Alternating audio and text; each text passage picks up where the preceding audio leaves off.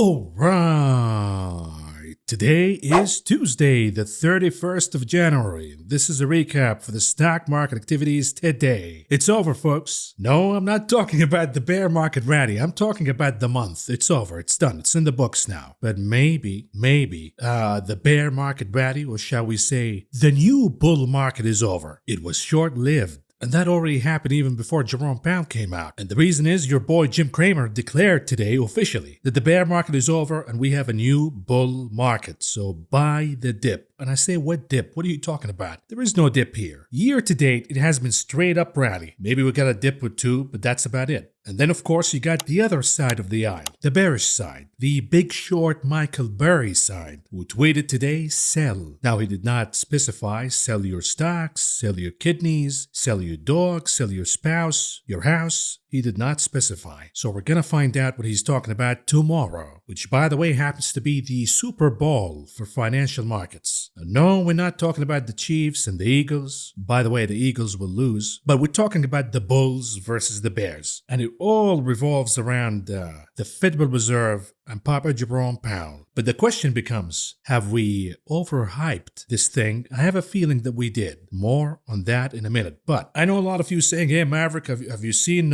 what Snapchat is doing after hours? And of course, it's down 14-15%. I mean, what's new here? It's a tradition for Snapchat to crash after every single report now. But folks, when we talk about the Super Bowl and what Jerome Powell is going to do and what he's not going to do, what he's going to say, what he's not going to say, the Bulls are betting on one thing, the Bears are betting on another, and my 2 cents say that, how about both sides must be prepared for disappointment, that maybe they're not going to get what they're looking for. And folks, the stock market aside, you gotta be prepared for disappointment. That's what it's called life. For example, visitors in the city of Las Vegas are disappointed. They're not happy that hotels are charging an arm and a leg for rooms, and they're filing a lawsuit against the city of Las Vegas and against all of these hotels. And rumor has it the judge already made his ruling, and he said, hey, you guys are complaining about $100 fee for rooms. Meanwhile, you lost $10,000 at the blackjack table. Get the hell out of here. Because guess what? The gambling is not just happening in the stock market. It's also happening in Vegas, of course. And I wish that the gamblers in the stock market will just move to Vegas. I mean, look at this. The city of Las Vegas shattered the record in gambling revenue. The entire country is gambling on football, casinos, stock market, options. And you wonder why we're having this mania? And oh, by the way, you're calling for the Fed to pause and cut interest rates? We have this insanity going on in the economy. But folks, we say you gotta be prepared for disappointment. The Fed might not come out doing what you expect them to do. For example, imagine the disappointment that you would feel if your police chief got caught dealing meth and cocaine. Whoops. And imagine the disappointment that you would feel if you happen to be a New Yorker and you looked at the Empire State Building over the weekend and you saw it lit up in green in celebration of the Philly Eagles winning the game. I mean, when they stick the entire Empire State Building up your ass, it's time to say, okay, we're done here. I'm just going to find a ranch in Wyoming and retire over there. I'm going to gaze at the skies and look at the hawks up in the skies because I'm not going to see them in the Fed anymore. But ladies and gentlemen, before we start this program officially, I have to say something here. Unfortunately, I'm not aware, or maybe I am aware, but I keep forgetting that the viewership of this channel is getting younger and younger and younger. And if you happen to be born after the year 1998, which was the last year before humanity lost its intelligence, unfortunately, you're accustomed to bitch and moan, and society made this okay. Society encourages you to bitch and moan and feel sorry for yourself. And every time life throws a challenge at you, you panic, you feel an anxiety, you gotta call your counselor, your therapist, you gotta take medication, you gotta take a mental break, you gotta have a robot who taps you in the back virtually, you gotta go to the metaverse and seek some emotional support, you know the deal. And I forget that when we talk about the Federal Reserve and the FOMC and what Jerome Powell is gonna do and not gonna do and what's gonna happen to the stock market, is it gonna crash, is it gonna rally higher, a lot of younger folks, investors and traders, feel an anxiety and they stay up at night. Am I going to lose money? Am I going to make money? Therefore, I say, folks, disappointment is a natural thing in life. You gotta be prepared for it. Sometimes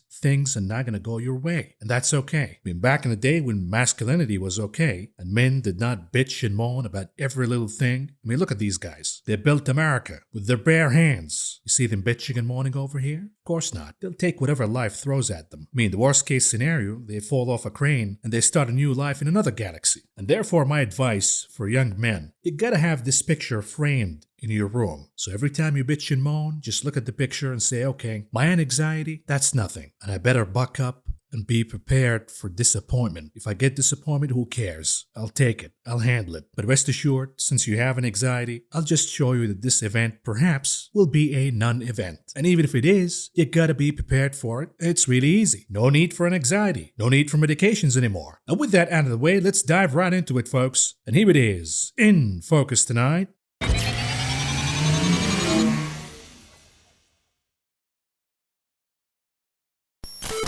Overhyped. Did we overhype the event we're about to get tomorrow? Because at the end of the day, it's just one piece of the equation. We have earnings, we have the employment report, we have a ton of macro data to come. So maybe we're just overhyping this thing. You see, in the battle between the bulls and the bears, I'm afraid that we have some extreme expectations here. Take, for example, the side of the bulls. Last year, they were bitching and moaning and crying about, oh, the Fed is doing too much, the economy is about to break. There is a lag impact. And if the Fed continues to raise interest rates, the economy is going to collapse. The stock market is going to get crushed. And even Reverend Elon Musk recently said the same thing. If the Fed continues to raise interest rates, we have quite a serious danger of crushing the stock market. In other words, if the Fed continues to raise rates, my overhyped and overvalued stock will get crushed. So please, stop. You might have heard today in CNBC, Burry bitching and moaning and crying that, oh, the Fed is doing too much, I'm losing too much money. Keep the easy money going so we can make money out of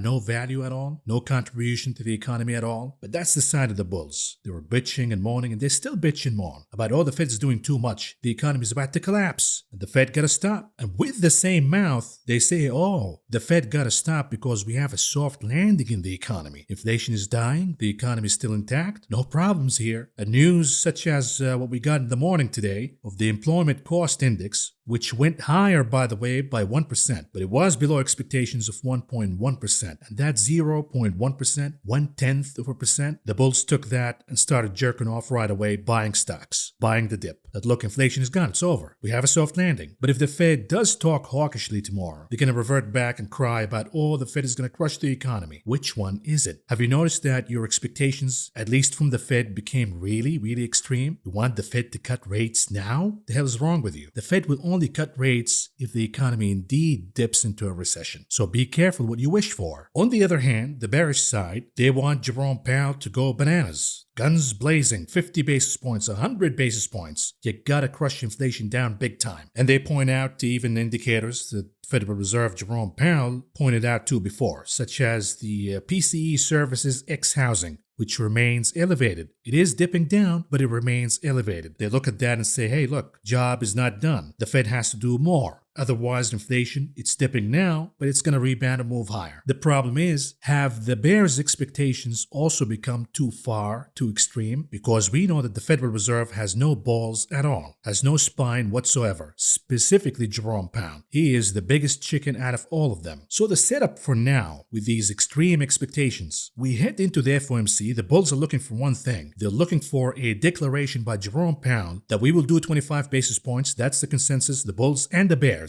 are expecting 25 basis points. But the bulls right now are pricing in the Fed declaring victory and already pausing interest rates. And of course, they're going to read into that and say, okay, here it comes. The Fed continues to bluff. They said they're going to do 50, they did 25. They said they're going to do a series of 25 basis points. Now they're pausing. Next thing you know, they're going to cut rates and the market is going to go bananas. The bears are expecting the Fed to come out tomorrow and increase rates by 50 basis points, which is not going to happen. And expectations went too far. And the likelihood scenario is we're going to get a plain vanilla outcome where Jerome Powell comes out, says, hey, we're doing 25. We love the progress that's going on in the economy. Inflation going down, sure. Wages cooling off, good. We're seeing layoffs in the economy, good. Oh, I'm sorry, I didn't mean that. But at the same time, we got to keep going until the job is done. And we cannot declare victory prematurely. We cannot pause right now, and maybe we're going to need to do more 25 basis points to come. And that leads us to the board that I shared with you in my FOMC preview video for the members, which I, by the way, unlocked for everybody yesterday, but about 10 people watched it, so it's back into being locked for members only. But in discussing all of these scenarios, we talked about what the market is going to do pre-FOMC and what it will do post-FOMC based on the macro data that we got so far. Now, notice on Monday, the stock market went down big, and this was expected. It was a no-brainer. On Friday, it was an extreme euphoria, mania, stupidity, with gamma squeezes all over the place. And today, the market reverted back in another big rally, pretty much canceling all the move that we got from yesterday. So all in all, when we look back at the scenario analysis that we discussed, what do we have here? We have two outcomes left because the stock market is now rallying before the FOMC. The market wants to go hot before the FOMC. So that leaves us with two scenarios. Number one, the market already doubled down ahead of the FOMC, and now either Jerome Powell will come out and confirm what the market is betting on and say, okay, 25 and we're pausing. It's over. It's done. We are in sufficiently restrictive rate territory.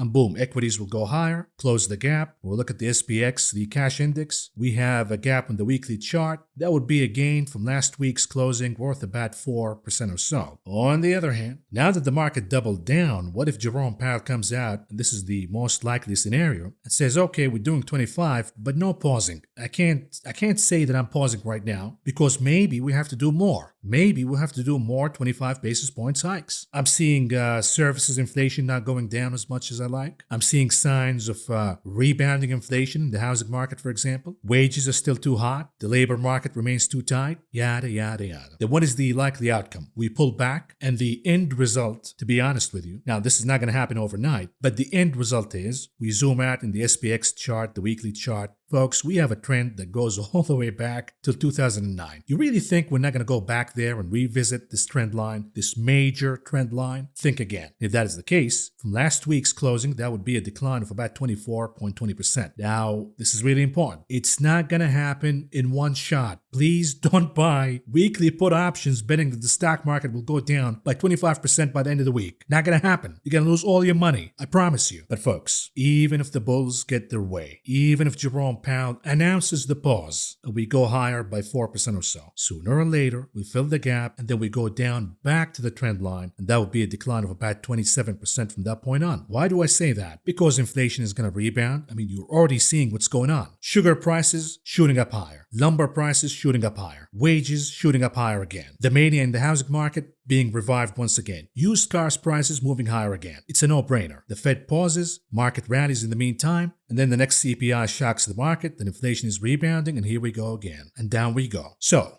we go back to the anxiety. FOMC anxiety. There is no medications for that, at least not right now. Your therapist is not prepared or trained to handle FOMC anxiety, so there is no need to call them. The Maverick Wall Street got you back. Now you're going to have a few hours before the FOMC begins tomorrow. And here's what's going to happen. Let's break it down in simple terms. If Jerome Powell comes out dovish, okay, 25, we pause, the pink / magenta tie comes out, what's going to happen? Dollar will go down, and yields on the 10-year specifically, but also the 2, will go down big. On the other hand, if Papa Jerome comes out with the hawkish baby blue tie, then what's going to happen? The dollar is going to rally along with the 10-year yield, 2-year, you know the story. Now, who cares about the dollar and the 10-year? What does that mean, Maverick? Here it is. If the dollar goes up, meaning Powell is hawkish, that would be bad for chips, bad for Bitcoin, bad for oil, bad for gold, bad for the high beta stocks, aka Mama Cathy Wood, bad for technology, Qs, bad for China, bad for emerging markets, developing markets, you know the story, and of course bad for the housing market because the majority of the buyers from overseas, the dollar goes higher, all of a sudden US homes are not affordable for international buyers. If the dollar goes down, meaning Powell is dovish, magenta tie, that's good for chips, good for Bitcoin, good for oil, good for gold, good for Mama Cathy, good for the Qs, good for China, and good for the housing market. Now, if yields move higher, aka Jerome Powell, baby blue, hawkish, it doesn't really correlate with chips, but you know that the dollar is going to go higher, so that's going to be bad for chips. Yields don't correlate with Bitcoin, neither with oil and gold, despite what the experts are going to say. But if yields go higher, that's bad for Mama Cathy, high beta, overvalued stocks, bad for the technology cohort, bad for China / developing. It's kind of ironic and funny that we call China a developing market, but the reason is yields boost higher here in the United States and buyers rush to the safety of US bonds. No need to rush and buy Chinese stocks anymore. And of course, when yields go higher, that's bad for the housing market because mortgage rates will move higher. So home builders, real estate, that goes down. Now, if Jerome Powell comes out with a magenta tie, pink tie, purple tie, any shade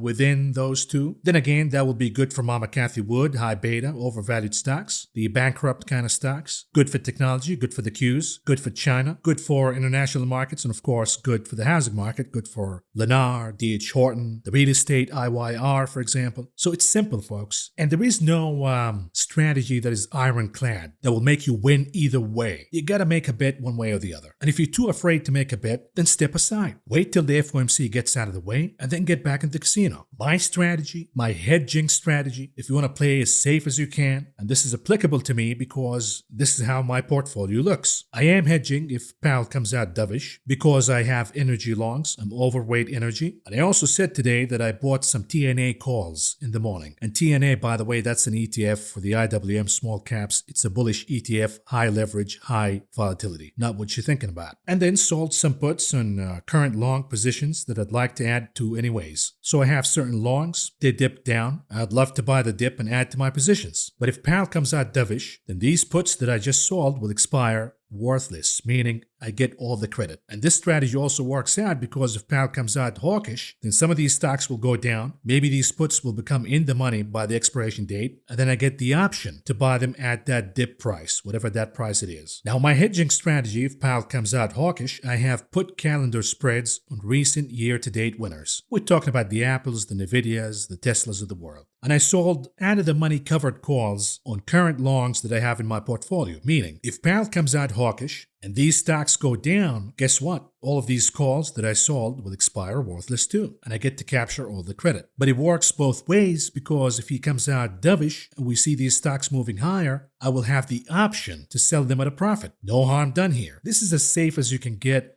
But of course, every portfolio is different. This is only applicable to my portfolio. Now, if you want a generic, safe betting strategy, use my earnings strategy. When I'm not sure what's going to happen, is the stock going to blow up higher or down? I don't know. Maybe the implied volatility is too high. And at the end of the day, the stock might not move based on that implied volatility. Maybe it's go higher, maybe it goes down, but not as much as the implied volatility is indicating. But the beauty of higher implied volatility is you can capture that volatility by selling credit spreads. So what you do is you pick an early expiration date, be it tomorrow, be it by the end of the week. And as an example, you open out of the money QQQ call credit spreads for the early expiration. And then you pick a later expiration date, be it next week, be it February 17th. It doesn't matter. Whatever you're comfortable with, and you open this time a debit spread with the same strike prices that you opened in the credit spread. And this way, if the Qs, for example, blasts higher after the FOMC, but not as much as the strike price from the credit spread, then the credit spread will expire worthless, and you get to capture all of that credit. But the beauty of this is next week or whatever later expiration date you picked, you can play more upside in the Qs. And you can do the same thing with puts. You can open out of the money Q puts, credit spread for tomorrow's expiration, for Friday's expiration, whatever you're comfortable with, and then pick a later date and you open this time around triple Q debit spread with the same strike prices that you picked in the credit spread. That way they cancel each other. And your play here is whatever move it is up or down, maybe the FOMC is overhyped. Maybe it's not going to be a big move up or down, but I can capture the implied volatility for now, and then the move continues next week or the next couple of weeks, and I can play it via the debit spreads that I bought, be it puts or calls. On the other hand, the credit spreads that I just sold, be it calls or puts, they expire worthless, and I get to capture the credit. This is as safe as you can play it. But folks, there is no 100% guaranteed safe way in the stock market. It's the risk business after all. Either you got the guts to handle risk, or this is not the business for you. Anyhow, I hope that this answered some of the FOMC and anxiety that's going on right now. No need to be anxious. No need to panic. Have a strategy. And if you can't have a strategy, just step aside. Let the FOMC gets out of the way, and then you're back. And with that out of the way, let's move on to the coverage of the stock market. And we begin with the closing of the indices today. And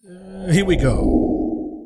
All in, baby. No FOMC anxiety here, at least today. The Dow Industrial Average up by 368.95 points, or a gain of 1.09%. The Nasdaq in the green by 190.74 points, or a gain of 1.67%. The S&P also blasting higher by 58.83 points, or a gain of 1.46%. When we look at the sector's performances, green across the board, we're not going to shame anybody here. But at number 1, capturing the gold medal, cyclicals. Number 2 for the silver, real estate. Number 3 for the bronze, industrials. When we look at the breadth of the market, NYSE, I don't like this, folks. We're heading into the FOMC bloated. The NYSE 86% advancing versus 13% declining. I mean, you got to get the pause from Powell. Otherwise, down we go. Nasdaq 75% advancing versus 22% declining. On to commodities. The dollar muted, but look at what's going on with energy prices moving higher. So you can say inflation is dead, it's over. Jerome Powell should pause interest rate hikes. You have no clue what you're talking about. The moment he pauses, you're going to see the WTI and Brent north of 100. I promise you. Because today the WTI was up by 1.5%. Brent was up by around 0.75%. Gasoline RBOB up by 2.5%. Heating oil up by almost 2.5% too, and natural gas, new contract optimism, up by about 2% for the day. Now, we also have another catalyst for oil to move higher, which is the upcoming OPEC Plus meeting. And of course, Putin talked to MBS of Saudi Arabia, and he talked about cooperation, quote unquote, to maintain price stability, quote unquote, which in other words means we got to keep pumping those oil prices higher. Otherwise, the war is not going to work out. And maybe Russia is not going to have Saudi Arabia's back anymore. And you know what's going on with Biden? He doesn't like Saudi Arabia. So maybe you want to do me a solid here, MBS. Anyhow, when it comes to softs, sugar futures shooting up higher with gains of about 3% for the day. Sugar prices in Europe sky high. But the winner of the day was coffee futures rebounding by about 6.5%, followed by OJ with gains north of 4.75%, and lumber continues in the rally that started year to date, adding about 2% or so worth of gains. Cotton futures also moving north by about 1.35%, and then cocoa futures absent from the rally down about 1.3%. Metals futures muted for the day, but be it positive for the most part. Absent of that, of course, is platinum futures closing flattish, slightly in the red, no big deal here. But it might be a big deal if the dollar pops higher tomorrow. We could see gold, silver, platinum, copper, palladium all down big. When it comes to meats, muted reactions across the board with exception of feeder cattle futures up by about 1% for the day. And the same goes for grains. Mixed picture, mostly muted, and the declines were led by rough rice, losses north of 1.5%. But we have the gainers led by soybean oil, gains worth around 1.5%, and then wheat futures also moving by about 1.25%. And of course, grains futures will also move according to the US dollar, which will move according to the FOMC.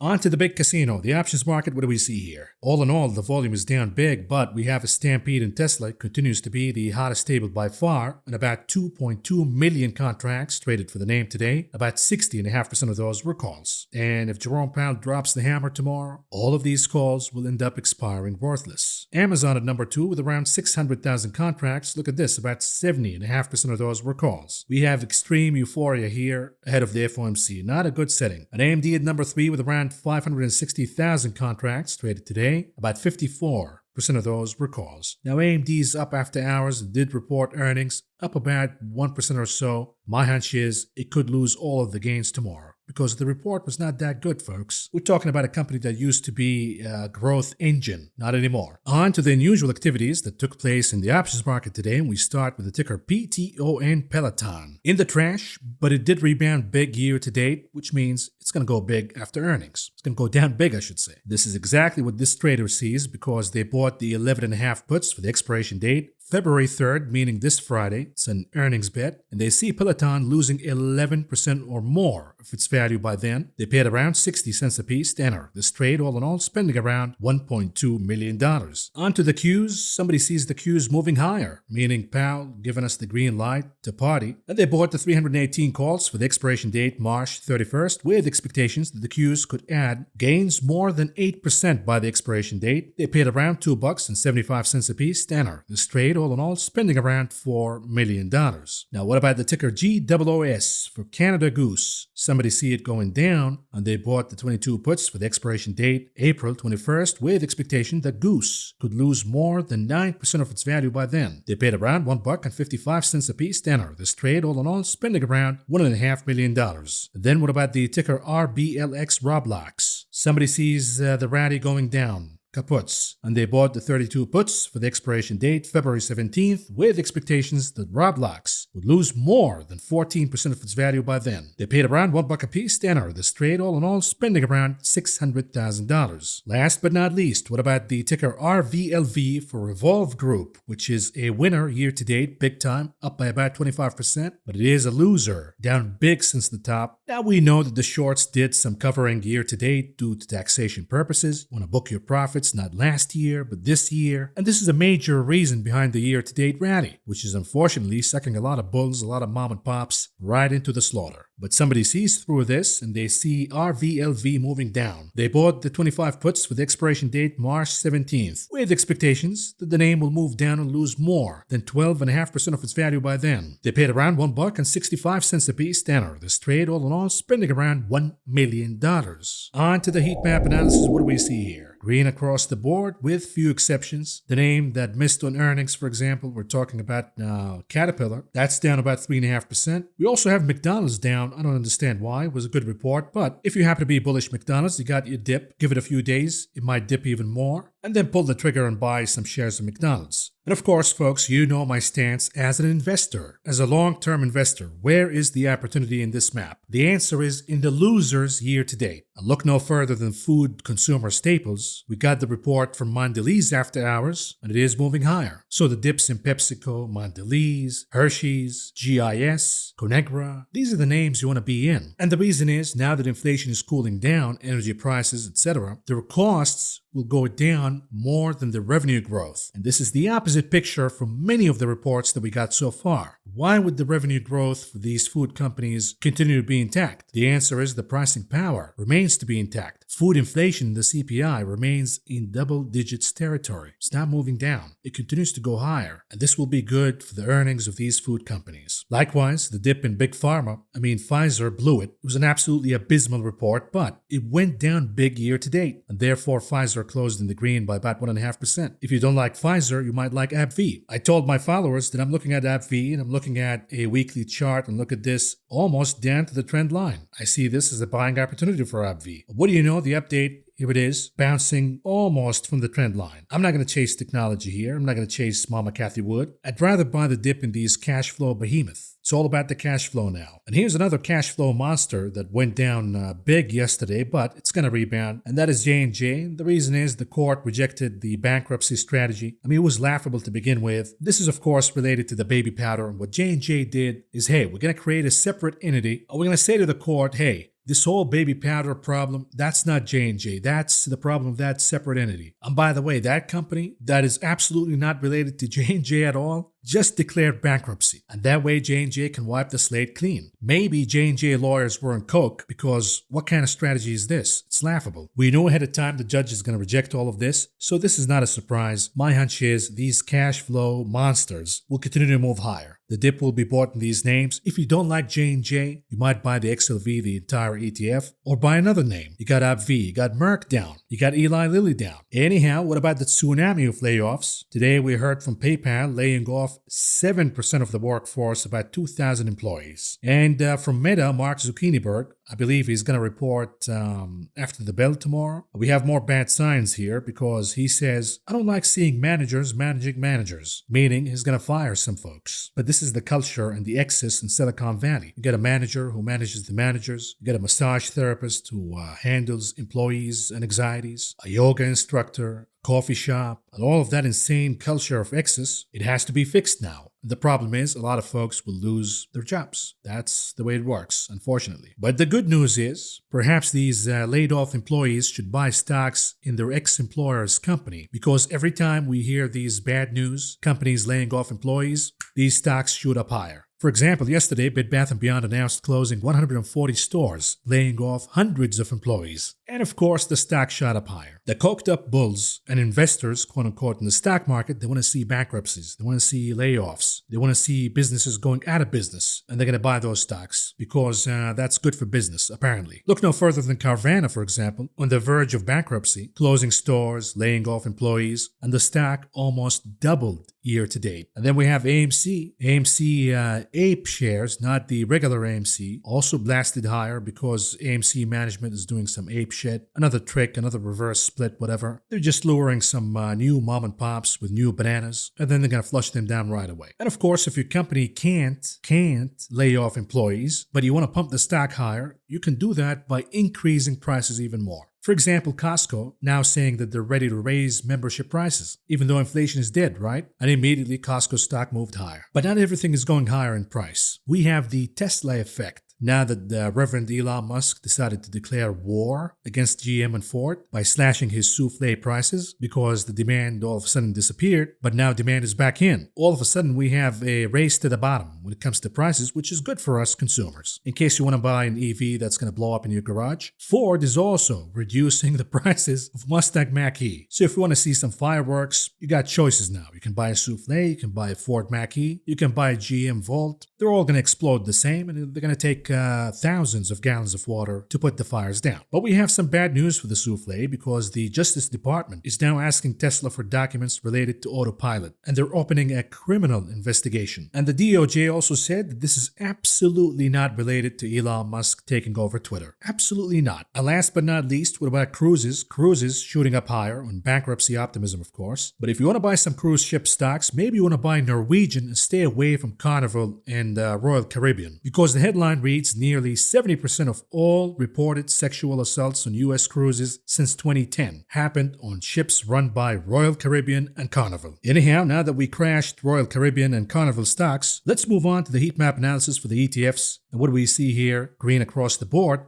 But now, U.S. markets all of a sudden beating international ones on Fed optimism. And it doesn't matter whether you played growth or value. If you placed chips on the roulette table, you won either way. Now, will this outperformance by U.S. markets continue? Doubt it. But if U.S. markets go down, it would be because the Fed came out hawkish and the dollar rebounded, which will also mean bad news for international markets. We will see EWZ moving down, Brazil, because commodities will go down. We will see Chinese equities, FXI, MCHI, the emerging markets, WEM moving down. But I'm watching India for now. INDA. This is where the action is. And the reason is the Indian stock market happened to be the most overvalued international stock market right now. The reason behind the mania, or China is over, India is the new China, yada yada yada. And one of the Indian oligarchs who benefited from all of this narrative is Adani. But since Hindenburg released the report, Adani lost $72 billion in a few days. And the Indian market lost a lot of money. Adani companies falling like a stone. And now he's looking for a bailout. Now the man owns the government, the banks, the police, the judges, the media. But who's going to bail out Adani? It's the Indian mom and pop retail investor. And he's playing this nationalist angle. Hey, you got to save India. Forget about Adani. This is about India. And if you want to save India, you got to buy some shares in Adani. Come on, so we can dump in your head. And I know we have viewers from India. Maybe you can let me know if this is if I'm in the right direction here or not. In my tinfoil hat theory. Now, we know that we have two billionaires, oligarchs, Adani and Ambani. One of the two has to win. The other has to lose. We don't got room for two here. Could it be that because there is no Indian research company would even dare take on Adani, could it be that Ambani was behind the leaked information to Hindenburg? He's like, hey guys, do me a solid here and take this Adani son of a bitch down. Here's some information for you. I don't know. I'm just speculating here. And with that out of the way, let's move on and do some charts and then wrap it up. And we start with SPY, S&P 500. What do we see here in the 30 minutes chart? Jim Cramer says buy the dip, and market participants did buy the dip right away. We got a dip yesterday, the dip is no longer. And now the S&P is above 405 again, closing above the gap. Is this action bullish or bearish in nature? Now I'm talking about the technical standpoint alone. The answer is it is bullish, not bearish. The problem is, look at the RSI, it remains in negative divergence, meaning all of these moves, all of these buy the dip pumps, they're happening on weaker volume. They're happening via gamma squeezes. They're not happening via conviction. You don't see the volume moving higher significantly. You see it moving higher by shorts covering, not by high conviction buying. which means that the chart is susceptible for a rug pull if the FOMC and Jerome Powell come out with a hawkish narrative. If the bulls don't get their cocaine is the pause. If they don't get that, down we go. Yet when we look at the daily chart for the continuous contract for the S&P, you look at the RSI, the MACD indicators, there is room to move higher here. If Jerome Powell gives the go-ahead, there is room for a blast higher. And if the market indeed moves higher, we have resistance number 1 at around 4,100. After that, we have 4,180. On the other hand, if Powell spoils the party, then we have 4,037 that will be lost right away. And most importantly, we're going to lose 3,960 as support. For now, we have limitations on the technicals because we have a major fundamental catalyst coming. It's all about the FOMC. The Q's 30-minute chart for the Nasdaq, again, erasing the majority of the losses from yesterday, but not all of them. The gap remains here. And of course, if we have a continuation of the rally, let's say pre-FOMC, we can close the gap, number 1. We can go all the way to the top of the rejection/reversal candle at 298.26. The problem is, look at the RSI. This move is also happening based on negative divergence, meaning weaker volume, weaker participation, which makes it susceptible for a pullback or even a flush down. If that is the case, I'll be watching 290. If we have a definitive crossing below 290, let's say in the 5 minutes, better yet the 15 minutes chart, a closing below 290, in all likelihood down we go all the way to 284.30, and after that, my hunch is that's not going to hold, and we go down all the way to 280. It's all in Jerome Powell's lap right now. Here's the daily chart for the continuous contract for the Nasdaq. What do we see here? The double top is still here, but the RSI, the MACD indicators remain positive, and they have room if they want to go higher before they become really overbought and trigger algorithmic selling. We are not there yet, but perhaps the post-FOMC pump becomes a dump because we get bad earnings reports from Meta, from Apple, from Amazon, and therefore I say, folks, maybe we're just overhyping this FOMC altogether. Now, I'd be watching, because of the overhype impact, I'd be watching the weekly closing above 12,207, but most importantly, above 12,339 will indicate more gains to come, all the way to 12,766, if not even above that, at 13,300. But at that point, the Qs will tap out. A weekly closing below 12,207, that will push the bears to double down and take the chart all the way down to the June bottom at 11,058.5.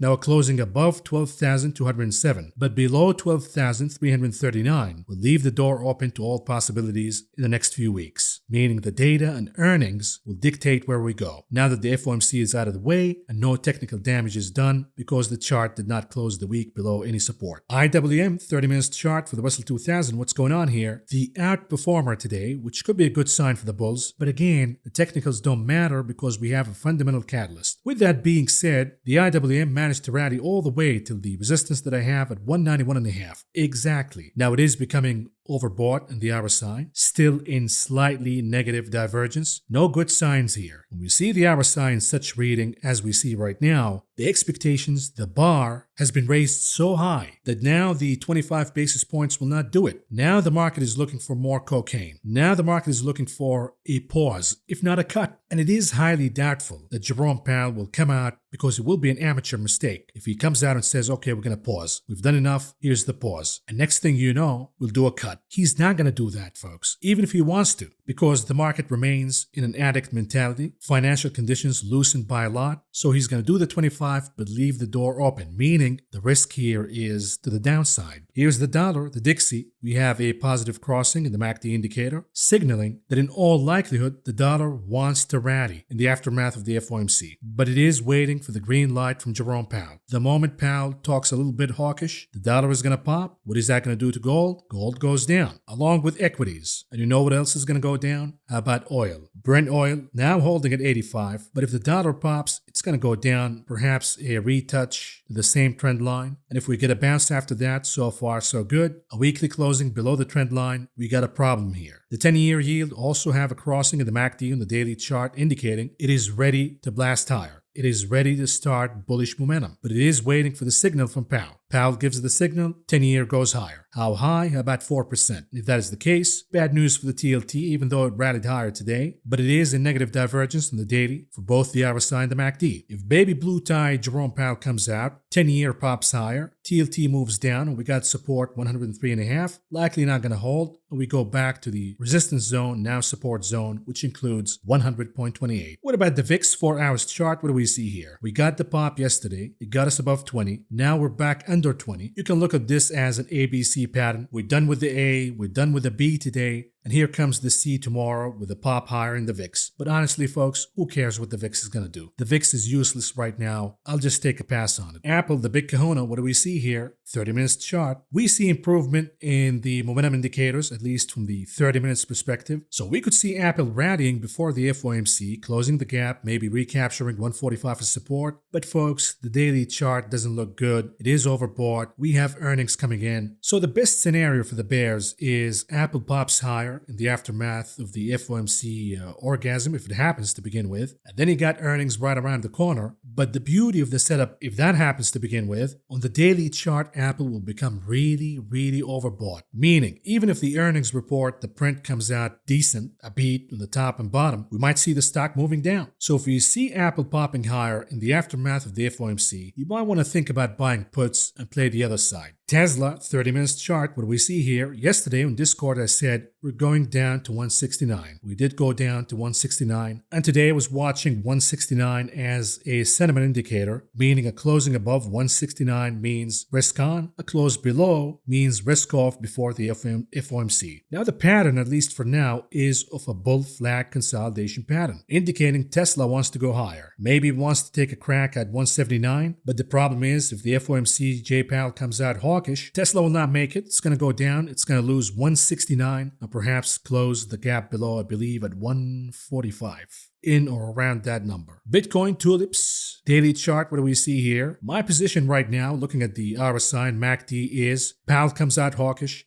dollar pops, Bitcoin goes down in a retest to 20,593.34. And then maybe we see a rebound after that. But if the rebound reverses again, then you got your head and shoulder formation. Sooner or later, Bitcoin loses 20,593.34. And it was a trap, and down we go again. And this is how I see it for now. But folks, do your own homeworks, because if you follow me, you might end up losing all your money. And here are some bonus charts for you before we move on. What about BABA Alibaba? Let's hear what I said before in the past and then give you an update. And then we have the ticker BABA Alibaba. Daily chart, what do we see here? Blasting higher, rocket ship. Yes, it is becoming overbought, but I caution from catching a falling knife here the other way around of buying puts, shorting Alibaba, hoping that this will be the day it goes down, because the rally could go on all the way to closing the gap above. If it gets there, the sooner the better. I'm going to pull the trigger and buy puts. And this gap stands at around 121. And here it is. We got to the target, filling the gap, and now Alibaba's down about 10% or so. If you bought puts right on the gap, you made a lot of money. We have Baba earnings coming out this week. Why take the risk? Why not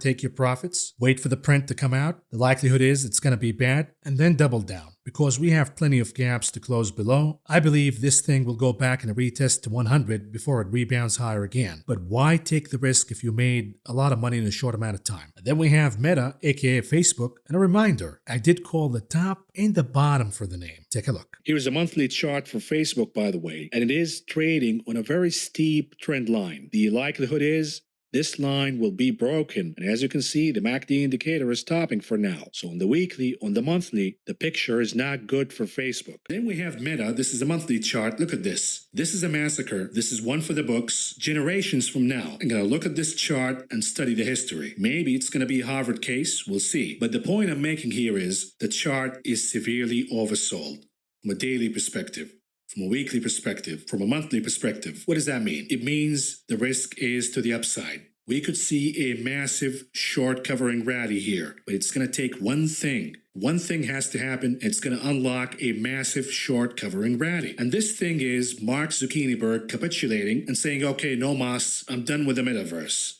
We're going to tone it down with the metaverse lunacy. And a little birdie told me that his friends, a lot of billionaires that Mark listens to, are telling him exactly that. So how do you trade it if Mark indeed capitulates and says, okay, we're done with the metaverse? For now, you're catching a falling knife. So the strategy would be buying out of the money calls, let's say in 2023, way out of the money in increments, because we have no idea when the capitulation is going to happen. Maybe more pain has to happen first before Mark capitulates. In the meantime, you don't want to go all in this bet. You want to buy in increments, out of the money, and with a longer expiration date. And when the pop happens, you're going to see these call options appreciating handsomely.